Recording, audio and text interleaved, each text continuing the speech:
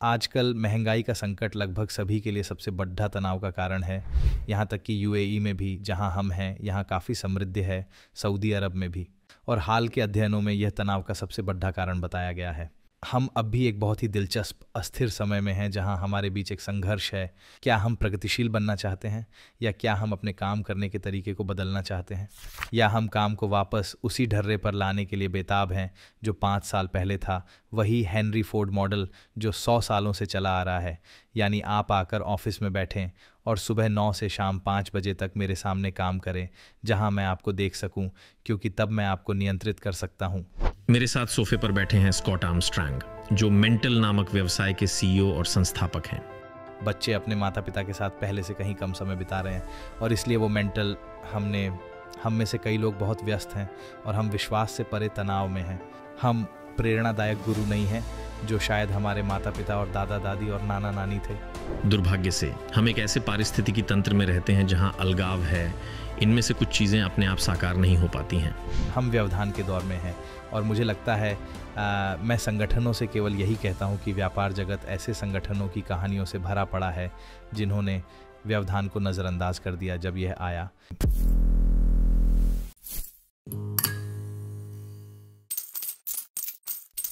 काउचोनॉमिक्स with Arjun के आज के एपिसोड में आपका स्वागत है।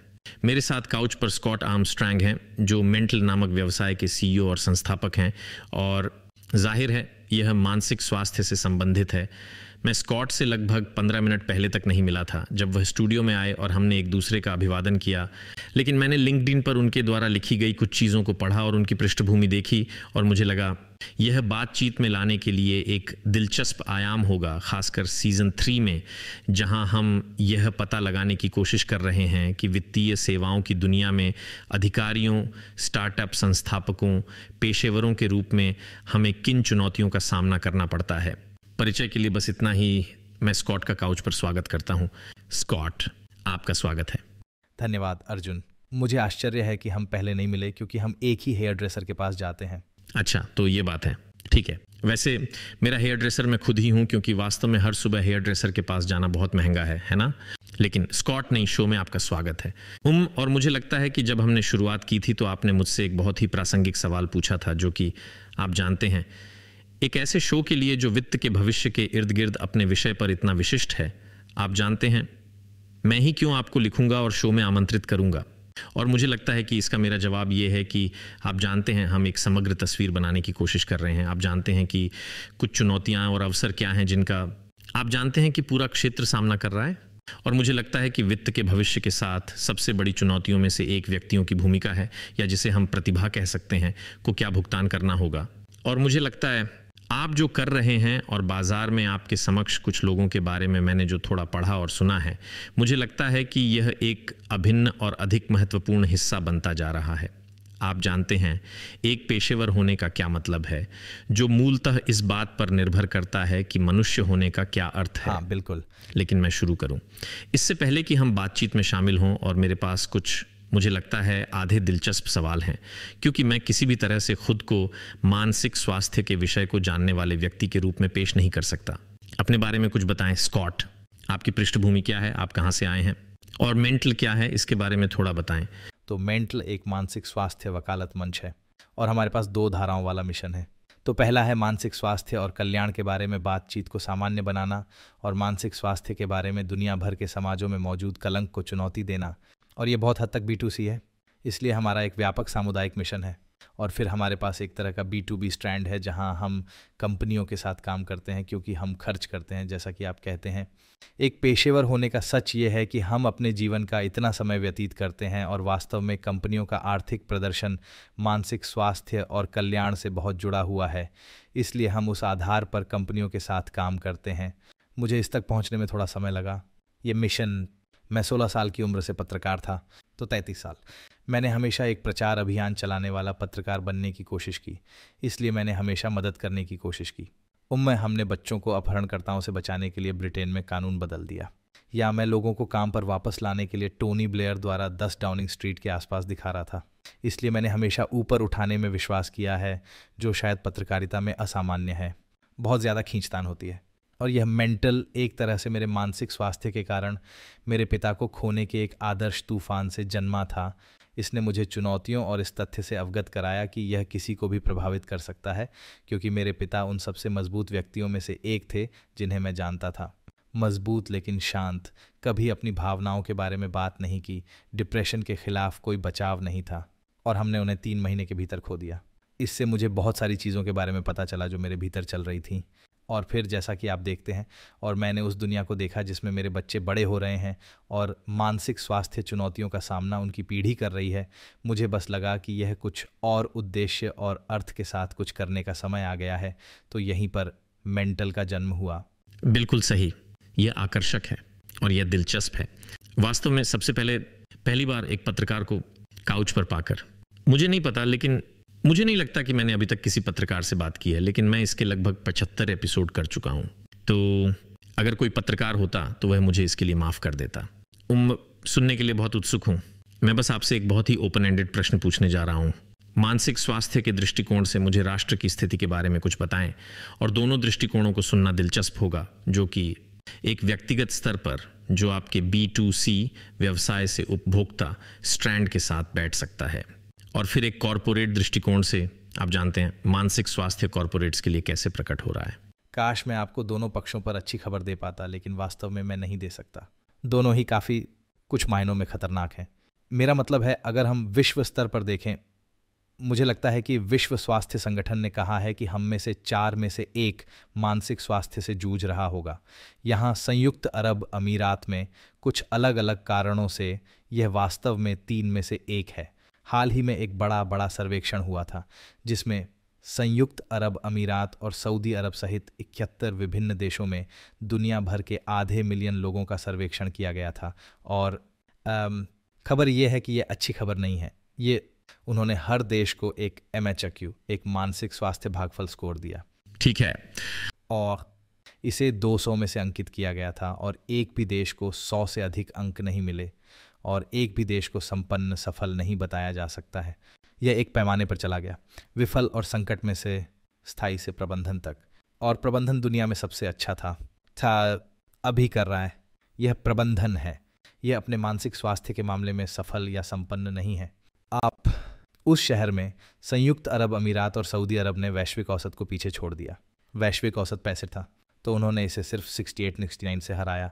और उसमें कहा गया है कि यह लगभग फिर से हम में से 4 में से 1 संयुक्त अरब अमीरात और सऊदी अरब के संदर्भ में संकट में थे।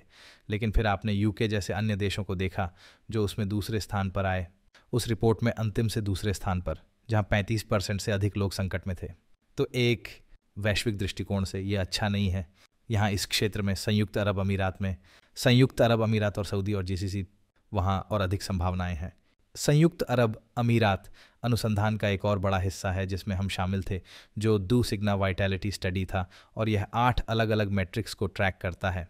आप जानते हैं, आपके भावनात्मक, आपके वित्तीय, आपके सामाजिक, आपके आध्यात्मिक स्वास्थ्य से, और उसमें संयुक्त अरब अमीरात एक के रूप में सामने आया। संयुक्त अरब अमीरात और सऊदी अरब जीवन शक्ति के मामले में सर्वश्रेष्ठ राष्ट्रों में से एक के रूप में सामने आए। लेकिन फिर यह कहने लायक है कि संयुक्त अरब अमीरात में जीवन शक्ति पर स्कोर यह था कि संयुक्त अरब अमीरात में 32% लोगों को उच्च जीवन शक्ति वाले के रूप में वर्गीकृत किया जा सकता है। अब वह 30% है, बाकी 60% का क्या? मुझे लगता है कि ये मान लीजिए कि इसमें सुधार की गुंजाइश है, लेकिन वह 32% दुनिया भर में उच्चतम स्कोर में से एक था। अनुसंधान का वह टुकड़ा मेरे लिए वास्तव में एक तरह से प्रभावित करने वाला था। आप जानते हैं, इस समय इस क्षेत्र में जीवन, ठीक है, जो उच्च जीवन शक्ति वाला था लेकिन उच्च तनाव वाला था।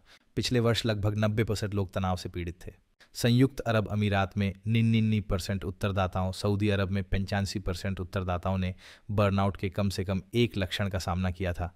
और फिर 90% ने कहा कि उन्हें लगता है कि वे हमेशा, जैसे कि मूल रूप से हमेशा व्हाट्सएप पर, लेकिन हमेशा चालू रहते हैं।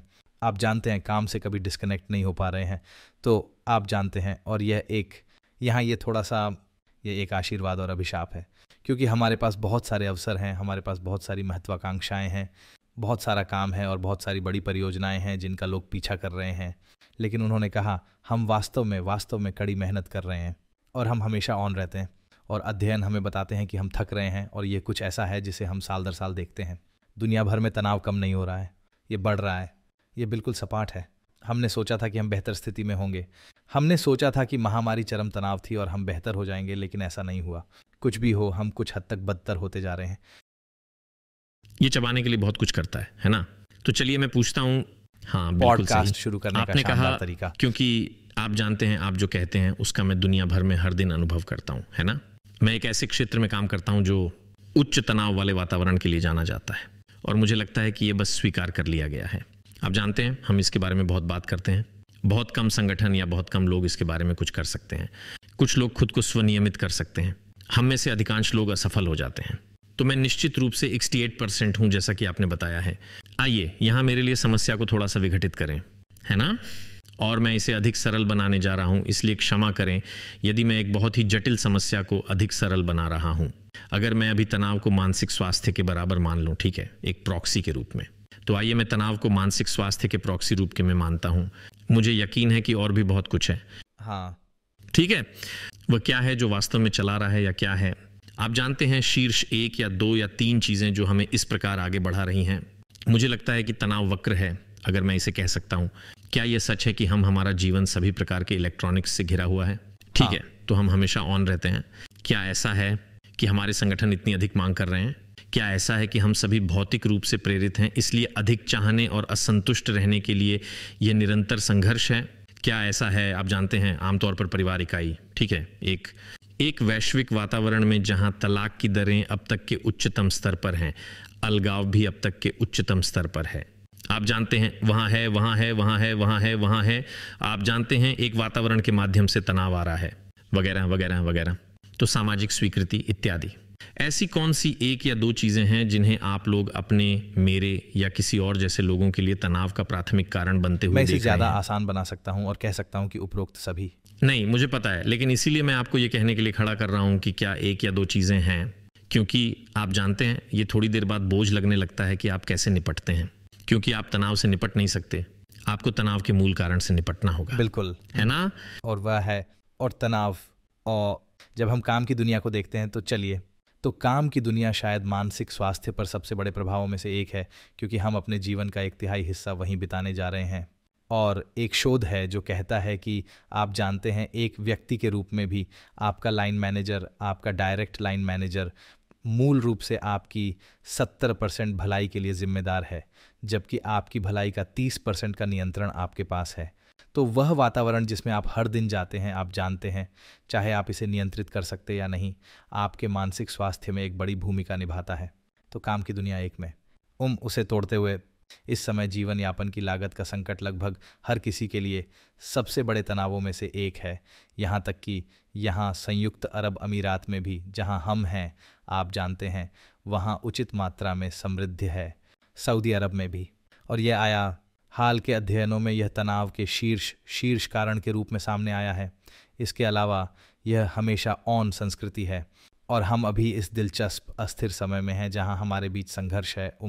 क्या हम प्रगतिशील बनना चाहते हैं, या हम चाहते हैं, क्या हम चीज़ों को करने के तरीके को बदलना चाहते हैं, या हम काम को वापस उस बॉक्स में डालने की कोशिश करने के लिए बेताब हैं जिसमें वह 5 साल पहले था, जो कि वही हेनरी फोर्ड मॉडल है जो 100 वर्षों से है, जो कि आप आते हैं और एक कार्यालय में बैठते हैं और मेरे सामने 9 से 5 तक काम करते हैं, जहां मैं आपको देख सकता हूं, क्योंकि तब मैं आपको नियंत्रित कर सकता हूं। और प्रबंधन की एक ही शैली जो सभी के लिए उपयुक्त हो, मेरे लिए काम करेगी, क्योंकि यह आसान है और सरल है और यह सस्ता है। दुर्भाग्य से महामारी ने बहुत से लोगों को जगा दिया और वे एक हद तक अपने स्वयं के ज्ञान के शिकार हो गए। ऐसा इसलिए है क्योंकि हम जानते हैं कि शायद हम बेहतर के हकदार हैं। हम जानते हैं कि हमारे पास बेहतर हो सकता है, और पीढ़ियों की एक इच्छा है।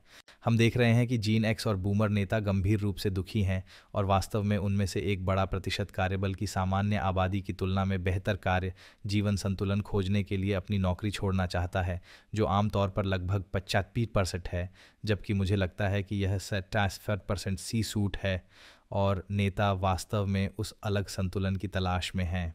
तो हम इस तथ्य से अवगत हो गए हैं कि वास्तव में शायद ऐसा नहीं होना चाहिए, लेकिन दुर्भाग्य से उस ज्ञान के होने के बावजूद यह हमें खुश नहीं बना पाया है। इससे हम कम संतुष्ट हो गए हैं, क्योंकि अब हम सही अवसर की तलाश में हैं। और वहाँ है यह, आप जानते हैं, जब आप अचानक महामारी जैसी स्थिति का सामना करते हैं, जो कि मैं पॉडकास्ट पे कसम नहीं खाऊंगा, लेकिन आप जानते हैं ये हो सकता है, या मैंने वास्तव में अपने किसी करीबी को खो दिया है। आप जानते हैं अचानक से जा रहे हैं, क्या मैं वास्तव में एक ऐसा जीवन जी रहा हूँ जो मेरे मूल्यों के अनुरूप है, या अगर कल मेरा आखिरी दिन है तो मैंने अपने जीवन के साथ क्या किया है। तो चलिए मैं आपको वहीं रोक देता हूं, क्योंकि मैं इसे सुनता हूं और मैं इसे हर समय सुनता हूं और मैं इसे पॉडकास्ट इत्यादि में सुनता हूं, लेकिन मुझे इस पर काम करने वाले पर्याप्त लोग नहीं दिख रहे हैं, है ना? और मैं वास्तव में कार्यस्थल पर उनके और हमारे बीच के इस रवैये को लेकर बहुत भ्रमित हो जाता हूं, क्योंकि वहां कोई उनका और हमारा नहीं है। तो यह हम हैं जो अंततः वे बन जाएंगे, या वे जो हम बन जाएंगे। तो मुझे समझाएं, क्योंकि भी आप जानते हैं मैं इसके बारे में बहुत बात करता हूं। मैं बहुत से लोगों को अपनी जीवन शैली बदलते नहीं देखता। हम सभी वापस काम पर या वापस कार्यालय में जा रहे हैं, क्योंकि कंपनियां अब और यहां तक कि तथाकथित प्रगतिशील संगठनों ने भी हाल ही में लोगों को काम पर वापस आने का अनुरोध किया है। तो हाँ, इसने हम सभी को इस वास्तविकता से अवगत कराया कि क्या हम सही काम कर रहे हैं, लेकिन हम में से कितने लोग वास्तव में इस पर काम कर रहे हैं, या हो सकता है कि मेरे पास सही डेटा पॉइंट ना हो। मैं कहूँगा कि यह दिलचस्प है, क्योंकि मैं पिछले हफ्ते ही सी-सूट विचारकों के एक राउंड टेबल सम्मेलन में था। ओरास्कोम प्रमुख डेवलपर, वे दुनिया भर में सुपर समुदायों का निर्माण करते हैं, इसलिए उन्होंने इस काफ़ी विविध मिश्रण को एक साथ लाया। लेकिन आप जानते हैं वहाँ मैकिन्से के लोग थे, वे पूर्व बैंकर थे, वैश्विक संचार कंपनियों में पूर्व वरिष्ठ लोग थे, वह सब कुछ। और मैंने ठीक वही सवाल पूछा, जैसे वो इस कमरे में कितने लोगों ने, आप जानते हैं, वह बदलाव किया है, आप जानते हैं, पिछले 1 या 2 साल में। और कमरे के 75% लोगों ने किया था। ठीक है। और वह था, ये मेरे लिए था, मैं भी इससे हैरान था। लेकिन मैं इसे देख रहा हूँ, आप जानते हैं, तेज़ी से कि हाँ, वास्तव में आप इसे क्यों नहीं देख पा रहे होंगे, ये वहाँ हो रहा है। ये दिलचस्प है, क्योंकि आप जानते हैं हम स्टार्टअप देखते हैं, आप जानते हैं स्टार्टअप समुदाय, ये बस अधिक से अधिक होता जा रहा है। अब इसका मतलब ये नहीं है कि लोग स्टार्टअप सफल हो रहे हैं, और स्टार्टअप जोन में एक गंभीर मानसिक स्वास्थ्य समस्या है, लेकिन उन स्टार्टअप्स के भीतर एक बढ़ा जनसांख्यिकीय समूह है जो हमारी उम्र के हैं। अर्जुन, ज़रूरी नहीं कि एल्गोरिदम वाले 25 साल के बच्चे हों। तो ये हो रहा है। अब क्या संगठनों के लिए इस तरह से संक्रमण करना आसान है? नहीं, ये नहीं है। लेकिन फिर ये मानसिक स्वास्थ्य संकेतक बेहतर क्यों नहीं हो रहे हैं? वे बेहतर क्यों हो रहे हैं? हाँ, क्योंकि अगर लोग ये बदलाव कर रहे हैं तो मैं कल्पना करूंगा कि पूरा मानसिक, आप जानते हैं मैं बस कुछ अन्य डेटा देख रहा हूँ। मेरा मतलब है कि वहाँ डेटा है, लेकिन हम डेटा अक्सर निगमों को देखता है, क्योंकि हम में से अधिकांश, आप जानते हैं, निगमों में कार्यरत हैं। हाँ, और दुर्भाग्य से निगम इस अवधारणा से जूझ रहे हैं, क्योंकि इस पर एक वास्तविक पीढ़ीगत विभाजन है। आप जानते हैं जहां आप जानते हैं बूमर्स और जीन एक्स, आप जानते हैं जब हम काम की दुनिया में बड़े हुए थे तो ये कुछ ऐसा था। हाँ सर, नहीं सर, 3 बैग भरे सर। अपनी भावनाओं के बारे में बात मत करो, और वास्तव में तुम्हारे पास कोई अधिकार नहीं है। तुम मेरे लिए काम करते हो और मैं तुम्हारा मालिक हूँ। जबकि अब हमारे पास मिलेनियल और बहुत हद तक जेन ज़ी आ रहे हैं।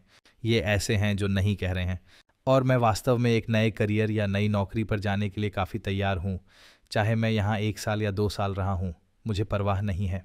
खैर, वह जेन ज़ी का रवैया है।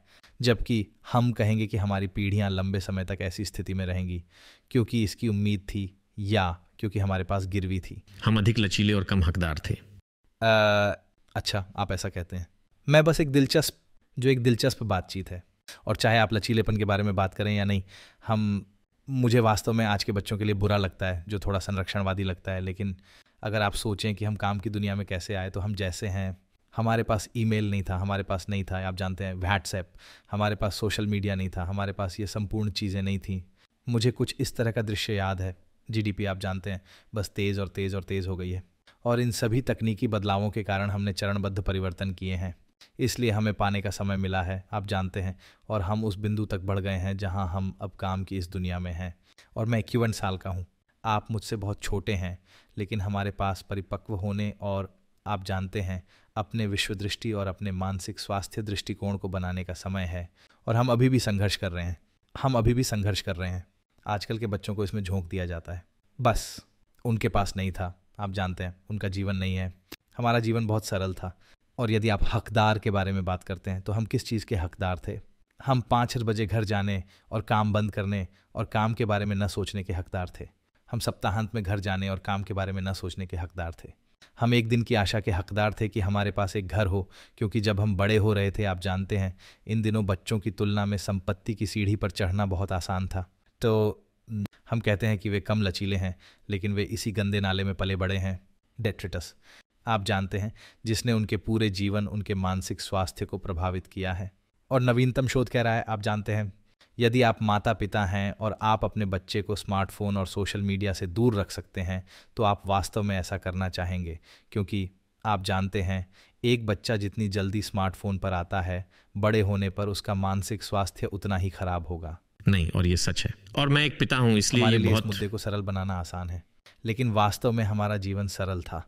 और आप चारों ओर देखते हैं, आप जानते हैं, वे इन्हें दुनिया भर में ब्लू जोन कहते हैं, जहां लोग सबसे लंबे समय तक जीवित रहते हैं। जीवन जितना सरल होगा, मानसिक स्वास्थ्य उतना ही बेहतर होगा। और हमारे बच्चों का जीवन हमारी उम्र में हमारे मुकाबले कहीं अधिक जटिल, ध्रुवीकृत है, और हम उन सभी हार्मोनल परिवर्तनों से गुजर रहे थे और बड़े होने और परिपक्व होने की कोशिश कर रहे थे। मैं समझता हूँ, मैं बस दिखावा कर रहा था, लेकिन ये उस तरह की पंक्ति है, बोलने की जरूरत है। हाँ, ऐसा नहीं है कि आपको करना चाहिए, ऐसा नहीं है कि उन्हें खुद के लिए बोलने में कोई समस्या है। बिल्कुल नहीं, मेरा विश्वास कीजिए, मुझे पता है। मेरे घर में 2 छोटे बच्चे हैं। हमारी बातचीत शुरू करने से पहले आपने डॉलर के संदर्भ में, कार्यस्थल में उत्पादकता पर मानसिक स्वास्थ्य के प्रभाव के संदर्भ में कुछ बहुत दिलचस्प आंकड़ों के बारे में बताया था। हाँ, मैं चाहता हूं कि आप उनमें से कुछ संख्याओं को फिर से दोहराएं। बिल्कुल। और वे वास्तव में कितने वास्तविक होते जा रहे हैं, और वे कुछ नेताओं के लिए कितने चिंताजनक होते जा रहे हैं, उन संगठनों में जो मानसिक स्वास्थ्य पर ध्यान देना शुरू कर रहे हैं। खैर, उन्हें बिल्कुल ध्यान देना चाहिए, क्योंकि सच्चाई यह है कि आप जानते हैं, दुनिया भर में खरबों डॉलर बढ़ रहे हैं, और यह आप जानते हैं विस्थापित श्रमिकों के माध्यम से है।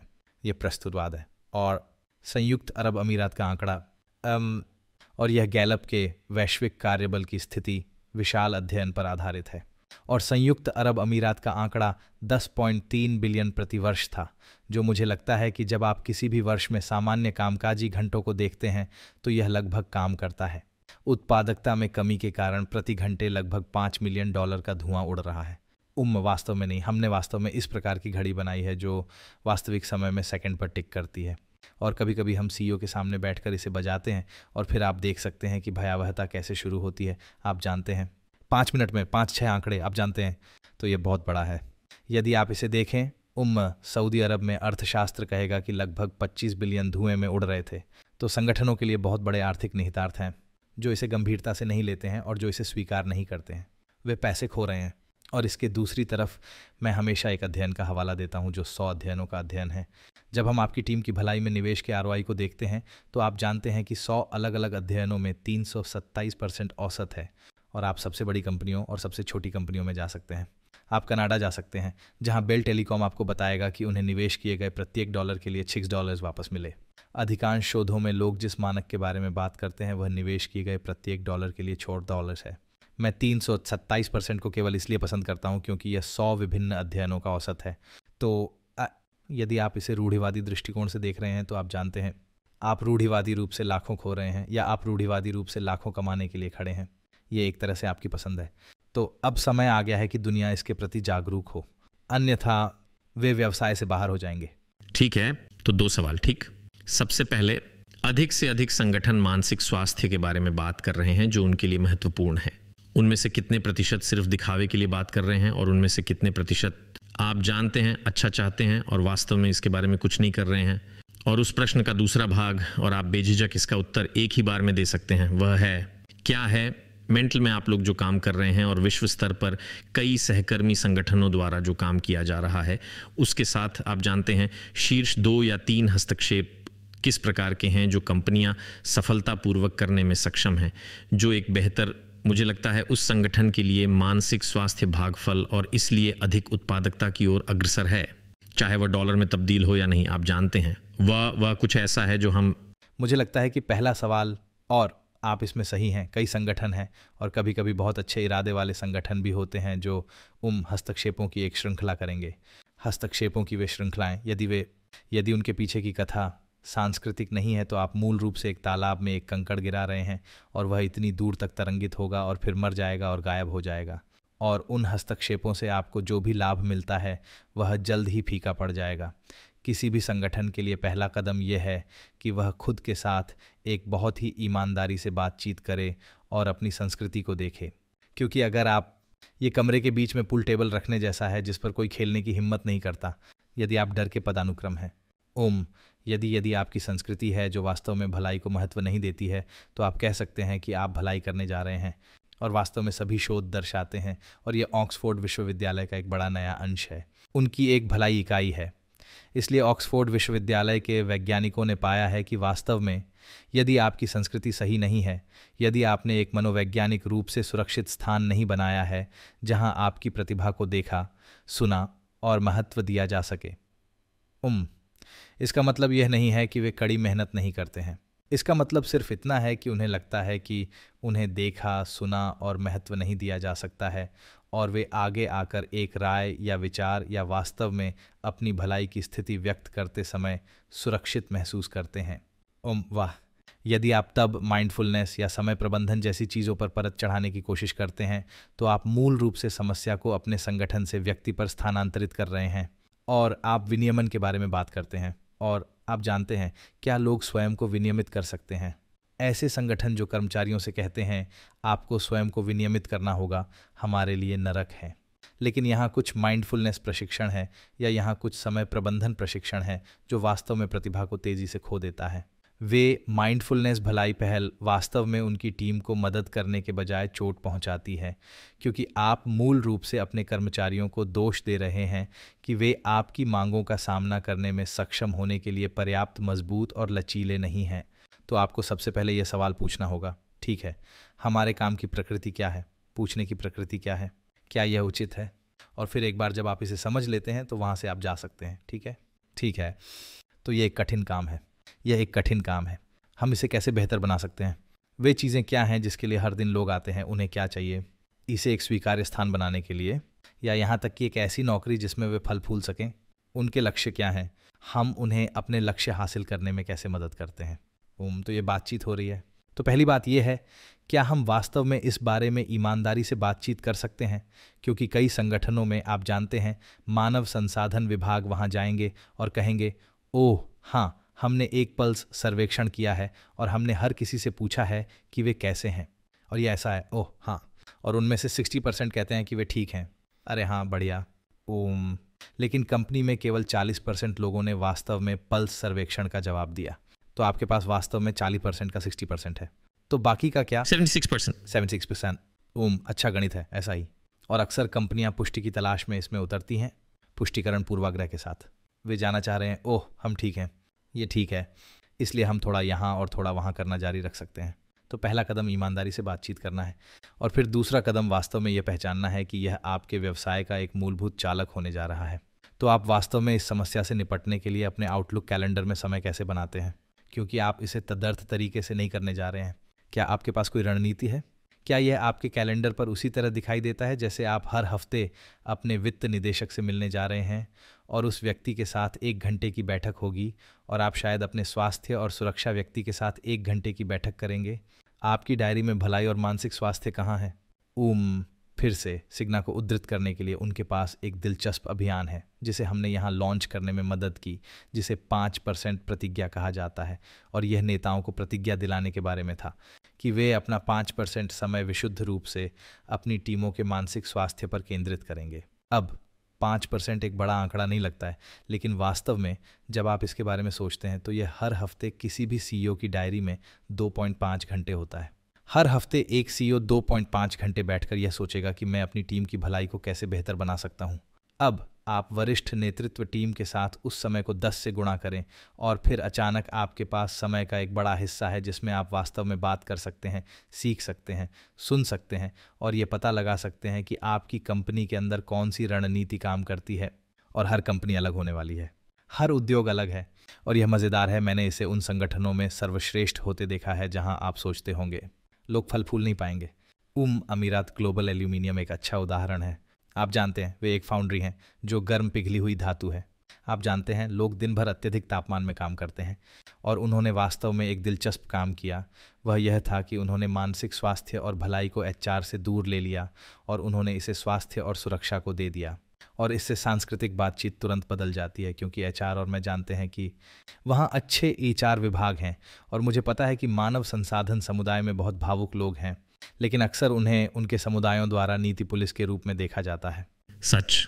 वे वहाँ किसी व्यक्ति विशेष की ओर से नहीं हैं, वे कंपनी के लिए हैं और यह सुनिश्चित करने के लिए कि प्रक्रियाओं का पालन किया जा रहा है, जबकि स्वास्थ्य और सुरक्षा कार्यबल की रक्षा के लिए हैं और उसे बदलने के लिए।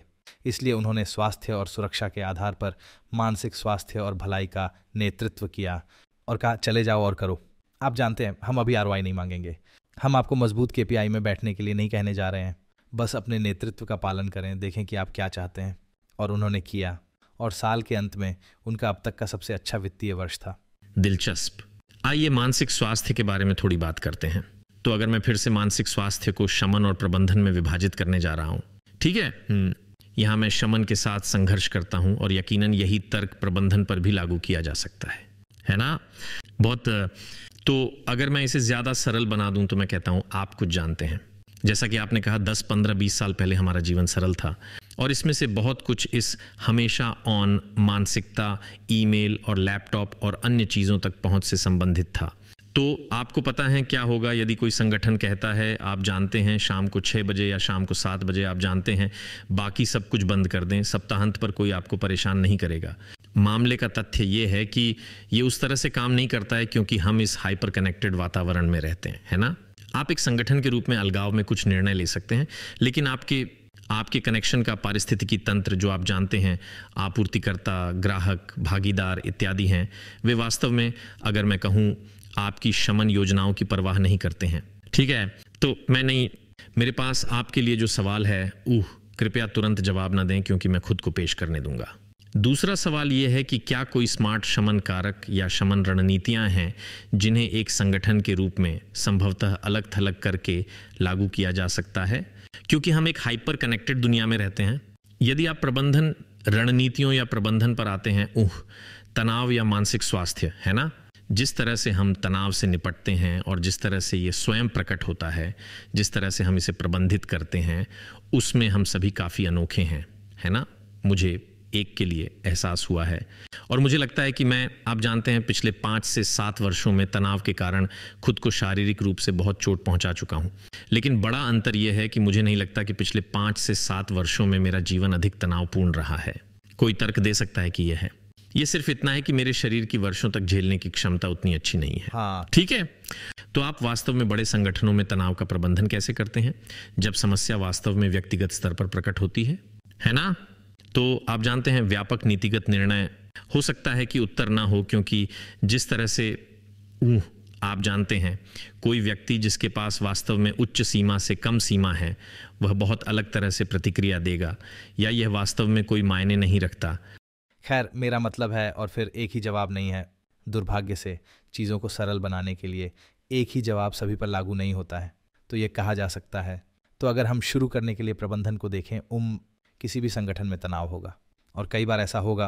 अच्छी कंपनियों और बुरी कंपनियों के बीच अंतर यह है कि क्या लोग किसी संगठन के अंदर आमतौर पर सुरक्षित महसूस करते हैं, और फिर तो क्या वे तनाव आने पर लचीले होते हैं, या तनाव हमेशा बना रहता है।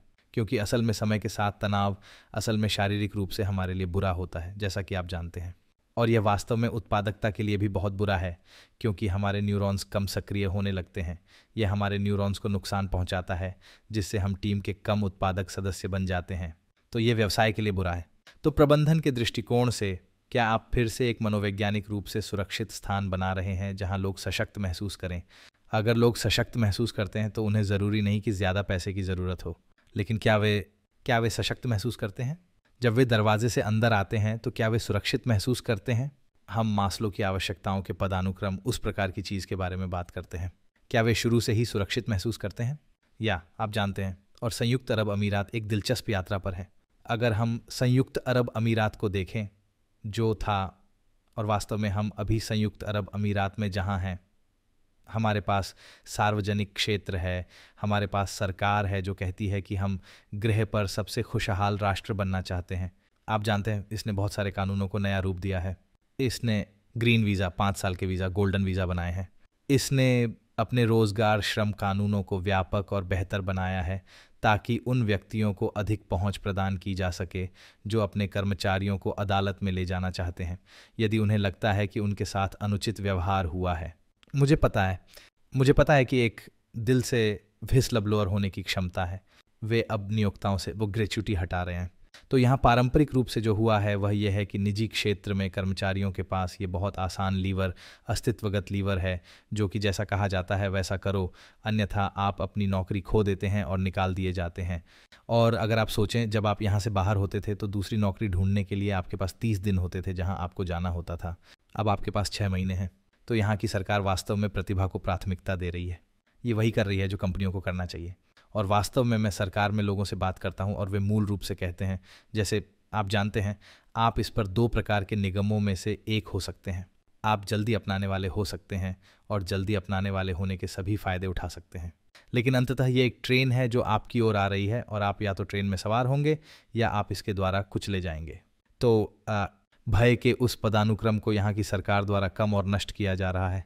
तो इसका मतलब है कि कर्मचारियों की प्रतिभा में अब अधिक लचीलापन है। उनके पास अब एक बचत योजना है। अब आप बेरोजगारी बीमा में भुगतान कर रहे हैं। इसलिए यदि आपको आपकी कंपनी द्वारा निकाल दिया जाता है तो कानूनी सलाह तक आपकी पहुंच और उनके खिलाफ मामला लाने की आपकी क्षमता पहले की तुलना में बहुत मजबूत है। आपके पास एक बेरोजगारी बीमा भुगतान है जो आपकी 6 महीने तक मदद करेगा। आपके पास नौकरी खोजने के लिए 6 महीने हैं। यदि आप पर्याप्त भाग्यशाली हैं तो आप या तो 5 साल के ग्रीन वीज़ा पर हैं या आप 10 साल के वीज़ा पर हैं। आप अपने कर्मचारी वीज़ा पर नहीं हैं तो आप स्वतंत्र हैं। आप बहुत कम परिणाम के साथ दरवाजे से बाहर निकलने में सक्षम हैं। तो इससे काम में लोगों की संलग्नता की प्रकृति और काम की दुनिया को देखने और जाने की उनकी क्षमता बदल रही है। सही है, मैं उससे बंधा हुआ हूँ। इसके बजाय मैं पासा पलट सकता हूँ और अधिक जोखिम ले सकता हूँ। और ये दिलचस्प है क्योंकि आप जानते हैं ये जगह शानदार है।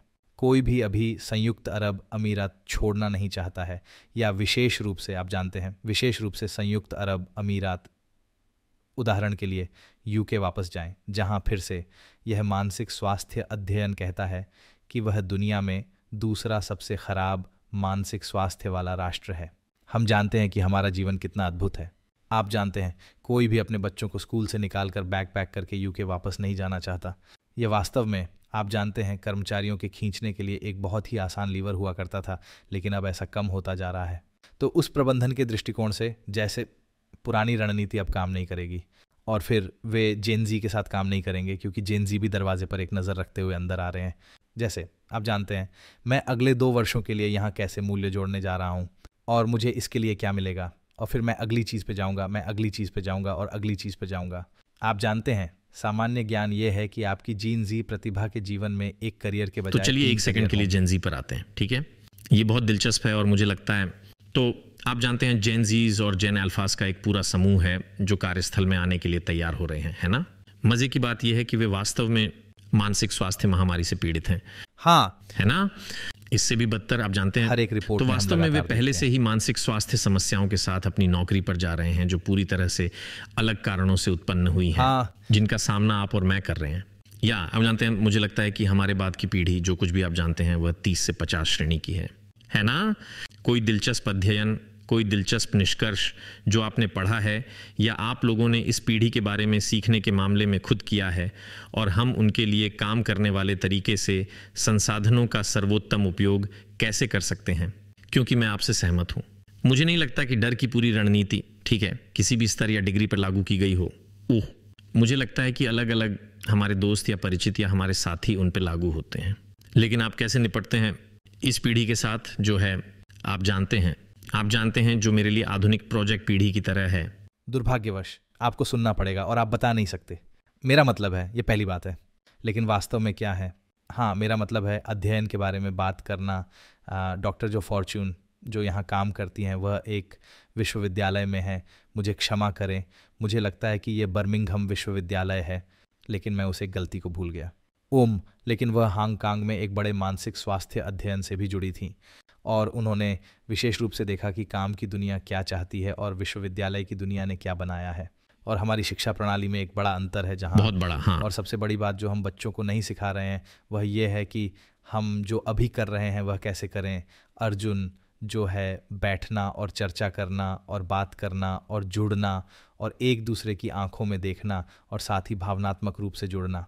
चाहे आप मुझे पसंद करें या ना पसंद करें, चाहे हमारे बीच विवाद और टकराव हो, हम इस पीढ़ी को ये नहीं सिखाया जा रहा है। उन्हें दया नहीं सिखाई जा रही है, उन्हें भावनात्मक बुद्धिमत्ता नहीं सिखाई जा रही है। इसकी कभी आवश्यकता नहीं थी, लेकिन अब इसकी पहले से कहीं अधिक आवश्यकता है। तो आपके पास एक ऐसी पीढ़ी है जो आप जानते हैं फिर से सोशल मीडिया के माध्यम से सामने आ रही है। जब हम बड़े हो रहे थे तब बेडरूम सबसे सुरक्षित जगह हुआ करता था। यदि आपको धमकाया जाता था, मुझे धमकाया गया था, मुझे ये कहते हुए खुशी हो रही है, लेकिन आप जानते हैं मैं अपनी किताबों और अपने बेडरूम में भाग सकता था और वह एक सुरक्षित जगह थी। अब बड़े हो रहे बच्चे के लिए शयन कक्ष सबसे खतरनाक जगहों में से एक है, क्योंकि उनके पास हजारों लोग हैं जो उन पर नफरत उगलने को तैयार हैं। इसलिए वे पहले से ही नाजुक असुरक्षाओं और आत्मविश्वास के मुद्दों के साथ काम की दुनिया में आ रहे हैं। क्योंकि हम स्कूल में आत्मविश्वास नहीं सिखा रहे हैं, वे विश्वविद्यालय के माध्यम से आ रहे हैं। क्या आपको लगता है कि स्कूल आपको ये सिखा सकते हैं? हाँ, वे कर सकते हैं। वहाँ बहुत सारे कार्यक्रम हैं जो आपको ये सिखा सकते हैं। आप जानते हैं, आप जा सकते हैं। और अब एक प्रबंधक के रूप में आप एक भावनात्मक बुद्धिमत्ता पाठ्यक्रम पर जा सकते हैं। आपको लगता है कि इसे खोजना स्वाभाविक रूप से हमारा काम है, लेकिन ऐसा नहीं है। आपको ये सिखाया जा सकता है। बच्चे पहले से कहीं कम समय अपने माता पिता के साथ बिता रहे हैं, सहमत, और इसलिए वे संरक्षक। हम में से कई लोग बहुत व्यस्त हैं और हम विश्वास से परे तनावग्रस्त हैं। हम प्रेरणादायक संरक्षक नहीं हैं, जो शायद हमारे पिता और पूर्वज और माताएं और दादी थीं, आप जानते हैं। लेकिन साथ ही वह पीढ़ी भी कई समस्याओं से जूझ रही है जिन्हें हमारी पीढ़ी वास्तव में नहीं समझती है और अभी भी वास्तव में अभी तक समझ में नहीं आया है। तो जेन जेड के आने के संदर्भ में, लेकिन फिर से हम उन्हें सॉफ्ट स्किल्स कहते थे और अब वास्तव में मुझे उस शब्द से नफरत है। और एआई की दुनिया में वे वास्तव में अभी किसी भी चीज़ से अधिक मुख्य कौशल हैं। और काम की दुनिया, विश्वविद्यालय की दुनिया और शिक्षा जगत को बता रही होगी कि आप उन्हें तकनीकी कौशल सिखा रहे हैं। हम नहीं, हम उन्हें तकनीकी कौशल सिखा सकते हैं, हम उन्हें प्रक्रियाएं सिखा सकते हैं। हमें आपको लोगों को पढ़ाने की ज़रूरत है। और जो हो रहा है वह यह है कि वे इस बहुत ही सुरक्षित स्थान को छोड़ रहे हैं और फिर हम उन्हें आग में फेंक देते हैं और हम बस यही कहते हैं, ठीक है, हम डूबे या तैरे।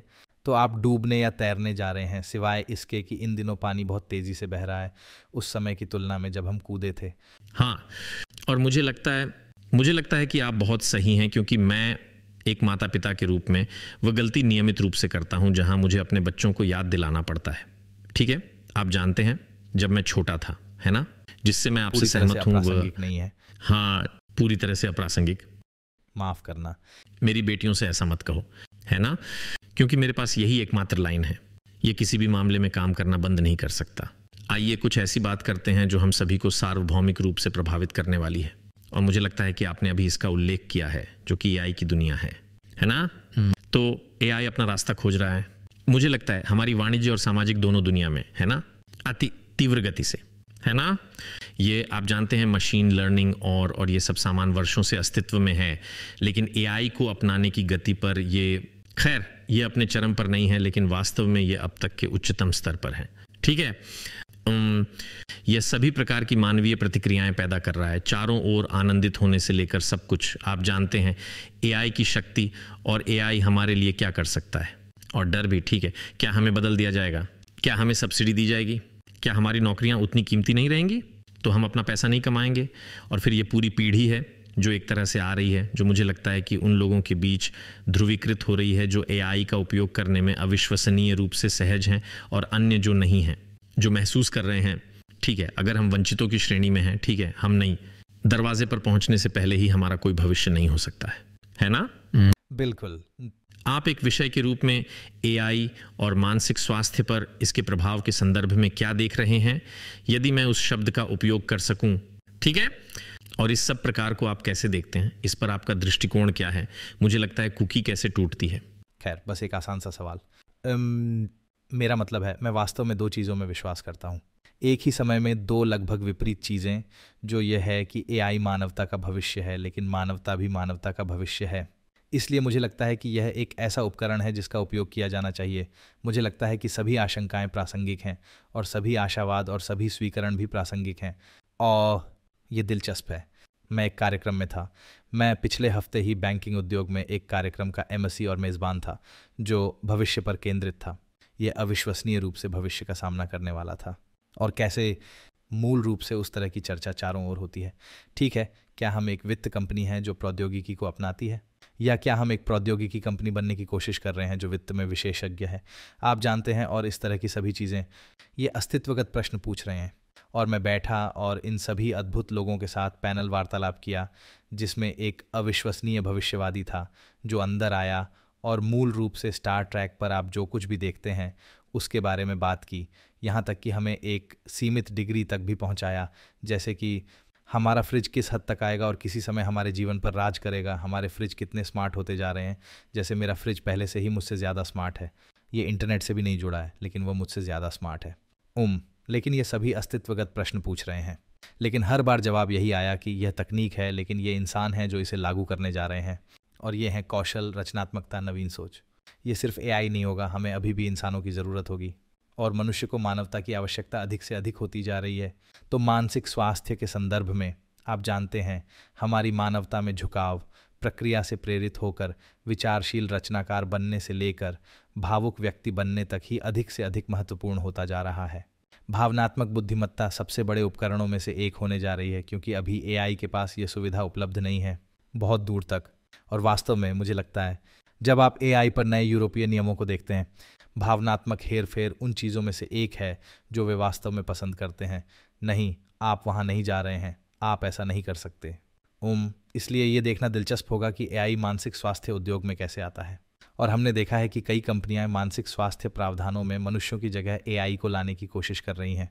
ये काम नहीं कर रहा है, ये एक उपकरण हो सकता है, लेकिन मनुष्य अभी भी बेहद महत्वपूर्ण है। और यह दिलचस्प भी है, क्योंकि हमने कई प्रौद्योगिकी कंपनियों को देखा है जो मूल रूप से अंदर चल रही है, मैं संकट में लोगों का मुद्रीकरण करना चाहता हूं, इसलिए यहाँ एक एआई उपकरण है। लेकिन वास्तव में यह मानसिक स्वास्थ्य वार्तालाप पर सुई भी नहीं हिला रहे हैं।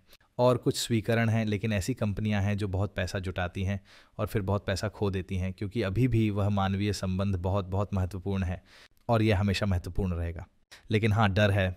मैं भाग्यशाली था कि मैंने ब्लेयर शेफर्ड का इंटरव्यू लिया, जो विश्व स्तर पर PwC के मुख्य रणनीतिकार थे। उन्होंने 10 Years to Midnight नामक यह वास्तव में दिलचस्प किताब लिखी, जो मूल रूप से आप जानते हैं परमाणु घड़ी है, और वह एक तरह से दुनिया में अभी आर्मगेडन या कुछ बड़ी आर्मगेडन शैली की ताकतों की चेतावनी दे रहे हैं। और एआई इन चीज़ों में से एक है, और वह उन लाखों लोगों के बारे में बात करते हैं जो एआई के कारण बेरोजगार हो जाएंगे, और वह है ऐसा होने जा रहा है। और बहुत अधिक चिंता है, बहुत अधिक। विशेषकर कल्पना कीजिए कि अभी आप 45 से 50 वर्ष के पुरुष प्रबंधक हैं जो एआई का उपयोग नहीं कर सकते हैं। तो अभी आपको पदोन्नत किया गया क्योंकि आप एक प्रक्रिया में अच्छे थे, आप लोगों का नेतृत्व करने में अच्छे नहीं हैं। वास्तव में आप उन पदानुक्रमित भयभीत मालिकों में से एक हैं जो अपनी स्थिति में असुरक्षित हैं। इसलिए एकमात्र तरीका जिसे आप पकड़ सकते हैं वह है मैं सही हूँ और मुझे हमेशा सही होना चाहिए को दोगुना करना है, और आप ऐसा कर सकते हैं।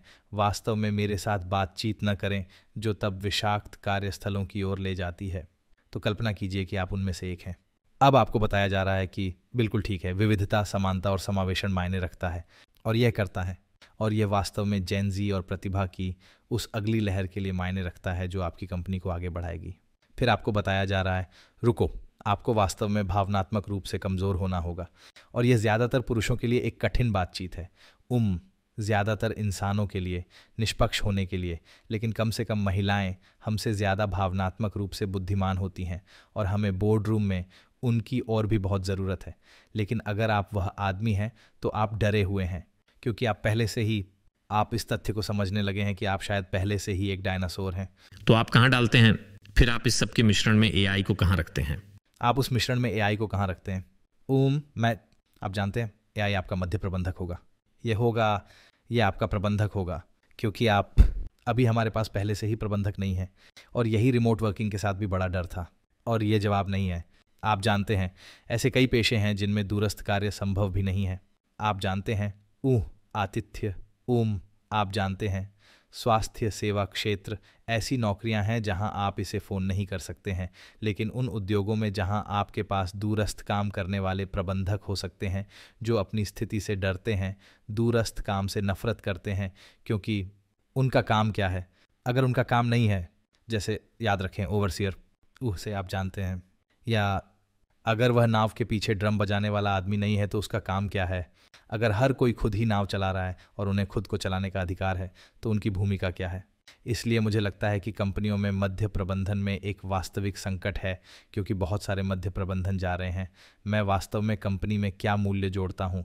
अब एआई वहाँ भी कहाँ आता है? क्योंकि यह एक केंद्रीय प्रश्न है। मैं क्या मूल्य जोड़ता हूँ और क्या एआई ये कर सकता है?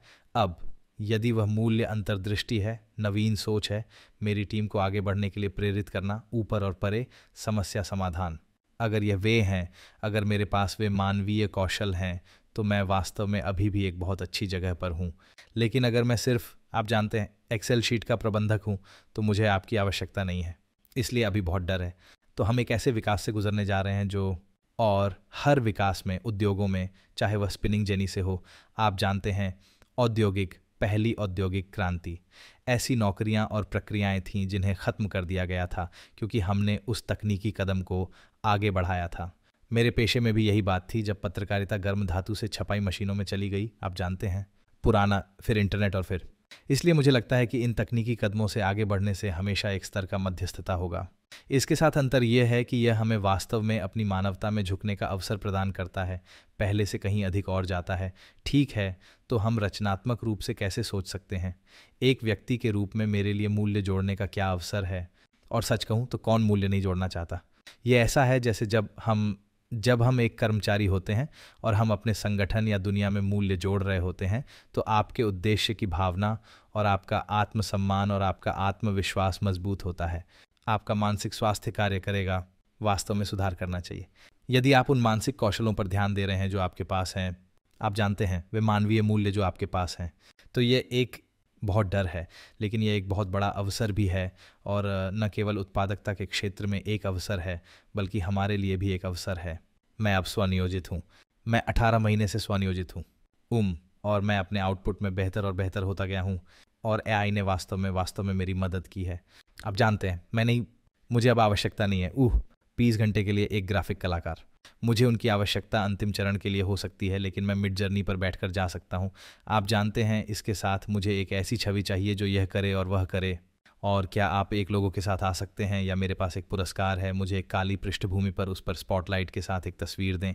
आप जानते हैं, मैं डिज़ाइन के माध्यम से सोच सकता हूँ।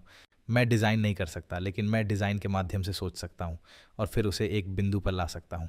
अब मैं इसे अब तक प्राप्त करूँगा और फिर शायद मैं एक ग्राफिक डिज़ाइनर के पास जाऊँगा और जाऊँगा, ठीक है, मुझे 1 घंटा दो और बस, आप जानते हैं, लेकिन मैं यही चाहता हूँ। तो इसने मुझे और अधिक कुशल बना दिया है। आप जानते हैं, पॉडकास्ट से सोशल मीडिया आउटपुट में, आप जानते हैं, हमारे पास अब एआई उपकरण हैं जो सब कुछ उपशीर्षक देंगे, वे सब कुछ काट देंगे। तो एक वीडियो संपादक के दृष्टिकोण से, और वहाँ बैठे वीडियो संपादक के लिए खेद है, लेकिन हमारे लिए अधिक काम करना बहुत आसान हो जाता है। और मुझे इस प्रक्रिया से गुजरने में वास्तव में मज़ा आया है, जहाँ मैं एक चीज़ हुआ करता था, अब मैं 10 चीज़ें हूँ। तो मुझे समय का एहसास है। मुझे लगता है, सारांश के लिए मुझे लगता है कि आपने एआई से मेरी अपेक्षा से कहीं अधिक सकारात्मक तस्वीर चित्रित की है। मैं व्यक्तिगत रूप से इसे देखता हूँ। कम से कम निकट भविष्य में एआई अधिक स्मार्ट हो जाएगा। जैसे जैसे ये होशियार होता जाएगा, मुझे लगता है कि एआई का डर बढ़ता जाएगा, है ना? जैसे जैसे एआई का डर बढ़ता है, चाहे आप उनके संगठन में कहीं भी हों, या तो आप एक मध्य प्रबंधक हैं या कोई ऐसा व्यक्ति जो एक ऐसी गतिविधि कर रहा है जिसे पूरी तरह से बदला जा सकता है, क्योंकि आप जानते हैं ये अत्यधिक दोहराव वाला और समान है। मुझे लगता है मानसिक बीमारी, मानसिक स्वास्थ्य होने जा रहा है। मुझे लगता है उल्टा नहीं होने जा रहा है। एआई के अधिक उपयोग से सीधे संबंधित मुझे लगता है कि एआई मानसिक बीमारी के मुद्दे को बढ़ा चढ़ाकर पेश करने जा रहा है समाज के सभी क्षेत्रों में। मैं वास्तव में नहीं जानता कि हम कार्यस्थल या समाज में वास्तव में इसका सामना कैसे करने जा रहे हैं, क्योंकि हम उन मुद्दों का सामना करने में सक्षम नहीं हो रहे हैं जो काफ़ी हद तक हमारे नियंत्रण में थे। ठीक है, मोबाइल डिवाइस और ईमेल की तरह अकेले छोड़ दो। आप जानते हैं, एआई जो स्वशिक्षण है, और यही कारण है कि मैं हमेशा लोगों से कहता हूं कि एआई को अभी तक एक और उभरती हुई तकनीक के रूप में वर्गीकृत न करें, क्योंकि ये ब्लॉकचेन या क्लाउड या हमारे द्वारा उपयोग किए जाने वाले कुछ अन्य सामानों से बहुत अलग है। ये कुछ ऐसा है जो खुद को सिखा रहा है। यह वास्तव में अपने आप होशियार होता जा रहा है और जल्द ही यह अपने लिए सोचना शुरू कर देगा। ये पहले ही ऐसा करना शुरू कर चुका है। तो किसी भी मामले में मैं थोड़ा और सतर्क हूं और मुझे नहीं लगता कि कोई भी विनियमन, ठीक है, इसे फैलने से रोक सकता है। हाँ, हम इसे थोड़ा विलंबित कर सकते हैं। आप जानते हैं हम AI के प्रभाव को बढ़ा सकते हैं, लेकिन आप जानते हैं हम वास्तव में AI के युग में रहते हैं, या कम से कम इसे शुरू कर दिया है। मुझे ऐसा विश्वास है नहीं, और मैं आपसे सहमत हूँ। इसलिए मैं कहता हूँ, आप जानते हैं, एक ही समय में दो चीज़ें सच हो सकती हैं। हालांकि AI मानवता का भविष्य है, लेकिन मानवता ये सुनकर भविष्य अच्छा है। लगा कि कोई वास्तव में मानता है कि मानवता है। और अगर आप मो गावदत्त जैसे किसी व्यक्ति से भी बात करते हैं तो वह, जिसे आप जानते हैं, उसके पास है काफ़ी प्रसिद्ध AI पे भी अलार्म बजाया। लेकिन एक चीज़ जिस पर हमें ध्यान देने की ज़रूरत है, और यही कारण है कि अपने मिशन के साथ हम मानसिक स्वास्थ्य के बारे में बात करने की कोशिश करते हैं। हम मानसिक स्वास्थ्य के कलंक को चुनौती देने का प्रयास करते हैं। हम मानसिक स्वास्थ्य के आसपास दुनिया में मौजूद कहानी को चुनौती देने की कोशिश करते हैं।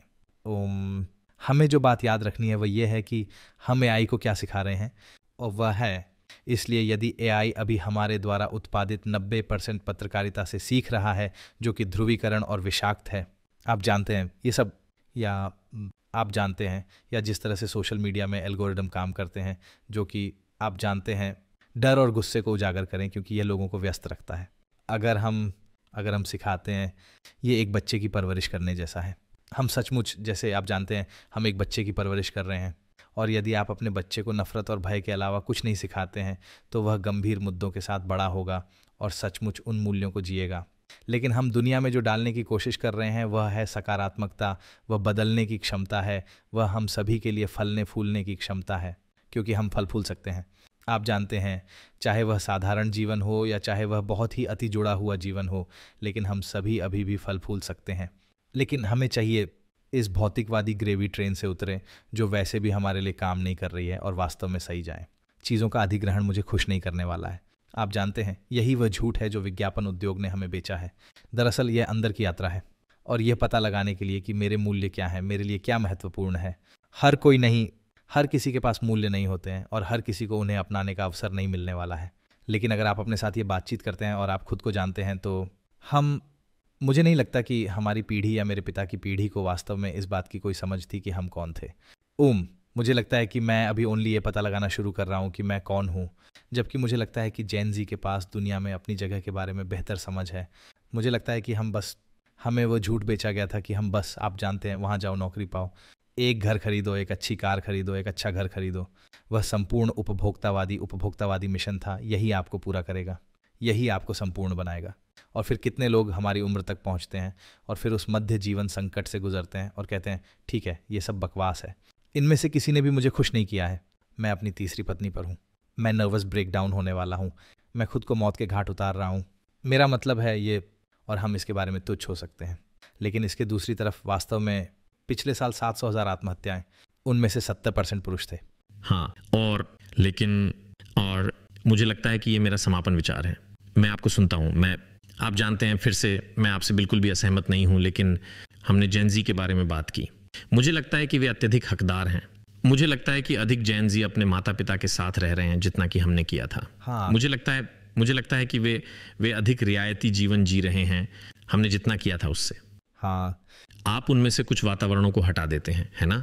क्या वे केवल उस जीवन के लिए डिफॉल्ट नहीं है जो हमें जीना था, क्योंकि उनके पास वह आराम है ना? क्योंकि पर्यावरण को ये दिया गया है, ये कहने का आराम है, आप जानते हैं, ठीक है, हम समायोजित करेंगे, आप जानते हैं, हम आपको घर पर रखेंगे, हम आपके जीवन को सब्सिडी देंगे, ठीक है, और इसलिए आप स्वयं हो सकते हैं। और मुझे लगता है कि ये अवसर कभी नहीं दिया गया था। मुझे लगता है हमारी पीढ़ियों को, यहाँ तक कि उन लोगों के साथ भी जो परिवार खर्च कर सकते थे, ठीक है, अगर मैं कहूँ तो ये कहने के लिए, तो इसीलिए मैं इसकी सराहना करता हूँ कि मुझे लगता है कि हमें लाया गया था, या हमारी पीढ़ी अधिक मोनोटोन या एक दोहरे स्वर वाले वातावरण में पले बढ़े, और अब अधिक रंग है, और आप जानते हैं का एक बड़ा स्पेक्ट्रम, जटिलता, या आपके पास जो जटिलता है। लेकिन मुझे लगता है कि ये पीढ़ी जहाँ मैं बैठता हूँ कभी कभी मुझे उतना ही चिंतित करती है जितना कि मुझे लगता है जिन समस्याओं का हम सामना करते हैं, क्योंकि मुझे लगता है कि वास्तविकता की भावना, या शायद मुझे ये गलत लगा है, थोड़ा कम है, इस पीढ़ी पर थोड़ा और खोया हुआ है। ये मेरा विचार है ना? ये बस, और मेरे पास कोई नमूना सेट नहीं है जो काफ़ी बड़ा हो। मैं केवल उन लोगों के प्रतिबिंब के बारे में बात कर रहा हूँ जिनके साथ मैं बातचीत करता हूँ। हाँ। और मैंने कोई विश्लेषण नहीं किया है। आपने जो कहा है, मुझे लगता है कि आप क्या घर लाए हैं, और ये बहुत दिलचस्प है, ठीक है, क्योंकि हम ये बातचीत कर सकते हैं, क्योंकि आप जानते हैं मेरे लिए, मैं बस इसे ले रहा हूं, इसे थप्पड़ मार रहा हूं, क्योंकि मेरा विचार है कि मानसिक स्वास्थ्य एक बड़ा बड़ा संकट है ना। मुझे लगता है कि ये कोविड जितनी ही बड़ी महामारी है, आत्महत्याएं हैं, बर्नआउट हैं, लोगों के फलने फूलने में समस्याएं हैं, जुड़ाव की कमी है जो घर या काम पर हर तरह से खुद को प्रकट कर रही है। ठीक है, दुर्भाग्य से मुझे लगता है कि अधिकांश संगठन, जिसे मैं मानसिक के साथ ग्रीन वॉशिंग कहता हूं, वे कर रहे हैं सफेदी करना। ठीक है, इसे क्या कहते हैं? सफेदी करना। खैर, सफेदी करना इसे ही कहते हैं। ये लो, मैंने एक नया शब्द सीखा। इसलिए वे सफेदी कर रहे हैं जहां वे सभी कहते हैं कि ओह हम बहुत चिंतित हैं, लेकिन वास्तव में यदि आप देखें कि वे कौन से गंभीर हस्तक्षेप कर रहे हैं तो वे सीमित हैं। ठीक है, मुझे लगता है कि कुछ संगठन अधिक नेक इरादे वाले हैं और वे कुछ करना चाहते हैं। दुर्भाग्य से हम एक ऐसे पारिस्थितिकी तंत्र में रहते हैं जहां अलगाव में इनमें से कुछ चीजें स्वयं को साकार करने में सक्षम नहीं हैं। हालांकि आपने हमें के संदर्भ में कुछ बहुत अच्छे उदाहरण दिए हैं। दुबई एल्यूमिनियम संगठन का निगम, जो इसे डालता है। ठीक है, मुझे लगता है जटिलताएं जैसे एआई जैसी चीजें इस मुद्दे को और जटिल बना देंगी। मुझे वास्तव में लगता है कि संगठन के शीर्ष पर अधिक स्वामित्व होना चाहिए। ठीक है, हम इससे कैसे निपटते हैं के संदर्भ में, और मैं आपसे सहमत हूं कि शिक्षा जगत को बहुत अलग तरीके से काम करना होगा। ठीक है, जो उन्होंने अतीत में किया है, क्योंकि जहां शिक्षा जगत अब मुख्य रूप से केंद्रित है, या कम से कम जो मैं देखता हूं वह सब कुछ है।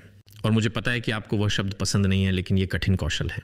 ठीक है, हम किसी को तकनीकी रूप से कुशल कैसे बना सकते हैं ताकि वह सही कॉलेज में प्रवेश कर सके, और जो कॉलेज में है उन्हें नौकरी कैसे मिल सकती है, क्योंकि तथ्य यह है कि यदि वे ऐसा नहीं करते हैं तो एआई उनकी नौकरियों को खा जाएगा, और इसलिए हमारे पास बड़े पैमाने पर बेरोजगारी होगी। इसलिए मुझे लगता है कि यह सब बहुत हाइपर कनेक्टेड है। समाप्त करने से पहले कोई अंतिम विचार, स्कॉट? मैं कहूंगा जेनजी को अभी तक मत लिखो। नहीं, मैं नहीं हूं, मैं किसी को भी नहीं लिख रहा हूं। आप जानते हैं, और मैंने इसे देखा है, आप जानते हैं मेरे बेटे के साथ वह विश्वविद्यालय गया है, वह दुबई में पला बड़ा है, जैसे वह जीवन भर जीसीसी में पला बड़ा है, आप जानते हैं, और उनका जीवन काफ़ी आरामदायक रहा है, मेरे से कहीं अधिक आरामदायक। ठीक है, लेकिन फिर मैंने उसे देखा है, मैं फेंका गया है, असहज स्थितियाँ, और वह इससे उबर चुका है, और उसने इसके माध्यम से संघर्ष किया, लेकिन वह इससे उबर आया है और दूसरी तरफ से बाहर आया है और फल फूल रहा है। मुझे लगता है कि जेनजी वास्तविक समय में इस समस्या पर काम कर रहे हैं, और मुझे लगता है कि वे वहाँ पहुँच जाएंगे, या आप जानते हैं। लेकिन आप सही हैं कि उन्हें मदद की ज़रूरत है, उन्हें हमारी मदद चाहिए, उन्हें नेताओं की मदद चाहिए। और दूसरी बात, हम अभी ये बातचीत कर रहे हैं और हम कह रहे हैं ओह, आप जानते हैं संगठनों ने इसे कम नहीं किया है। ठीक है, चलो इसका सामना करते हैं। जैसे महामारी ने वास्तव में हम सभी के लिए इस मुद्दे को स्पष्ट कर दिया। उनके पास पर्याप्त समय नहीं है। तो हमारे पास पर्याप्त समय नहीं है। जैसे क्या हेनरी फोर्ड द्वारा इसे लाए जाने के बाद से हमारे पास 100 वर्षों से एक प्रणाली है। अब हम क्या इस विकसित स्थिति में 3 साल हैं, हम व्यवधान के द्वार में हैं। और मुझे लगता है, मैं संगठनों से केवल इतना कहता हूं कि हम व्यापार जगत उन संगठनों की कहानियों से भरा पड़ा है जिन्होंने आने पर व्यवधान को नज़रअंदाज कर दिया। आप जानते हैं, हमने कोडक और स्मार्ट कैमरा देखा, आप जानते हैं, क्षमा करें, डिजिटल कैमरे, आप जानते हैं, और हमने नोकिया और स्मार्टफोन देखे हैं। जब आप व्यवधान को नज़रअंदाज करते हैं तो आप मूल रूप से व्यवसाय से बाहर हो जाते हैं, तो आप व्यवधान के दौर में हैं। और मानसिक स्वास्थ्य उन व्यवधानों में से एक है, और मुझे लगता है कि हमें वास्तव में इसे एक के रूप में पहचानना चाहिए। और ये अब मुझे लगता है कि ये महत्वपूर्ण है। यह एक मौलिक है, ये एक मौलिक है। मैं आपसे पूरी तरह सहमत हूं, और मैं सामाजिक और दोनों से बोलता हूं, और एक व्यावसायिक दृष्टिकोण, और बस अर्हता प्राप्त करने के लिए। मैं जेनजी को नहीं लिख रहा हूं। एक मामले के रूप में मुझे लगता है कि हमें उनकी आवश्यकता है, क्योंकि वास्तव में वे इस अर्थव्यवस्था का भविष्य हैं जिसमें हम सभी रहने वाले हैं। मैं बस इतना कह रहा हूं कि मुझे लगता है कि ऐसी चीज़ें हैं जो हमें अलग तरह से करने की ज़रूरत है ना, और खुद को शामिल करना, और उन्हें यह पहचानने की ज़रूरत है कि आप जानते हैं, दुनिया सिर्फ गुलाबों का बिस्तर नहीं है। ठीक है, और फिर मैं फिर से व्यापक सामान्यकरण कर रहा हूं, हर अर्थव्यवस्था, दुनिया का हर हिस्सा इस तरह से नहीं रहता है, लेकिन वो मुझे लगता है कि हम करते हैं।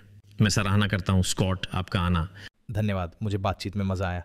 अच्छा, और मानसिक स्वास्थ्य के बारे में बात करने के लिए धन्यवाद। नहीं, मुझे लगता है कि ये एक बहुत ही महत्वपूर्ण विषय है ना, क्योंकि आप जानते हैं, मैं एक ऐसे उद्योग का हिस्सा हूं जहां मुझे लगता है कि हमारे पास एक वास्तविक समस्या है, क्योंकि ये वास्तव में एक बहुत ही उच्च तनाव वाला वातावरण है। और आप जानते हैं, लोग कभी कभी मानसिक स्वास्थ्य के बारे में बात नहीं करना चाहते हैं। मैं वास्तव में एक समाज से बाहर आता हूं। मैं हूं, आप जानते हैं, मैं जातीय रूप से भारतीय हूं।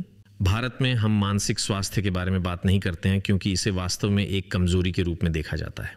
ठीक है, मैंने पिछले 15 से 20 वर्षों में चीज़ों को बेहतर के लिए बदलते देखा है, जो वास्तव में अच्छी खबर है, ठीक है। लेकिन मुझे लगता है कि चीज़ों को उछाल देना होगा और मुझे लगता है कि संगठनों को एक बड़ी भूमिका निभानी शुरू करनी होगी। हाँ। और मैं कहता हूं कि मैं ये हल्के में नहीं कहता, क्योंकि वास्तव में हम संगठन हैं। और आप जानते हैं, कभी कभी यह मुझे निराश करता है जब मेरे जैसे लोग भी हम और वे शब्द का उपयोग करते हैं। हाँ। क्योंकि हम वे हैं, ठीक है। संगठन एक संगठन के अंदर के लोगों के अलावा और कुछ नहीं है ना। और जब तक आप AI द्वारा संचालित संगठन नहीं है, और हमने उनमें से कई को अभी तक नहीं देखा है, या कम से कम कोई नहीं देखा है, लेकिन मैंने कहा है कि मुझे लगता है अभी नहीं। हाँ। फिर भी मैं इन दिनों हर चीज पर अभी तक शब्द का उपयोग करता हूं, ठीक है। लेकिन आने के लिए धन्यवाद। बहुत अच्छा। और मेंटल के साथ शुभकामनाएं। धन्यवाद। और मुझे यकीन है कि हमारे रास्ते फिर मिलेंगे। बिल्कुल, मैं आपको हेयर ड्रेसर में देखूंगा। बिल्कुल बिल्कुल उसी के साथ। तो देवियों और सज्जनों, खैर मुझे आशा है कि ये एक दिलचस्प प्रकरण था। ये उन विशिष्ट चर्चाओं से एक विराम था जो हम सोफे पर करते थे, जो वित्त के भविष्य के बारे में होगा। मुझे लगता है कि मानसिक स्वास्थ्य का मुद्दा महत्वपूर्ण है और इससे कोई फर्क नहीं पड़ता कि आप कहाँ रहते हैं, चाहे वह UAE, भारत या संयुक्त राज्य अमेरिका हो। मुझे लगता है कि यह एक बहुपीढ़ी का मुद्दा है। ये पूरी तरह से सिर्फ जेन ज़ी के लिए नहीं है, बल्कि आप जानते हैं अन्य सभी पीढ़ियां जो उजागर होती हैं। और मुझे लगता है कि एक संगठनात्मक दृष्टिकोण से उन लोगों के लिए, आप जानते हैं, जिन्होंने अभी भी यह नहीं समझा है कि क्या करना है, मुझे लगता है कि मेंटल और अन्य जैसे संगठन हैं जिनसे वे संपर्क कर सकते हैं और वास्तव में एक स्पष्ट बातचीत कर सकते हैं। आप जानते हैं संगठन क्या अच्छे अभ्यास कर रहे हैं। मुझे नहीं लगता कि किसी ने इसे पकड़ लिया है, या कम से कम मुझे किसी ऐसे संगठन के बारे में पता नहीं है जिसने इसे पकड़ लिया हो। लेकिन मुझे लगता है कि जैसा कि स्कॉट ने कहा, पहला कदम यह पहचानना है कि संगठन क्या करता है और यह संगठन के मानसिक स्वास्थ्य के संदर्भ में खुद को कैसे प्रकट करता है। इसके साथ ये एक ऐसा विषय है जिसके बारे में मुझे अधिक समय तक नहीं चलना चाहिए, क्योंकि आपको इसमें मेरी गहराई की कमी दिखाई देने लगेगी। तो इसके साथ अलविदा, और हम आपको अगले हफ्ते देखेंगे।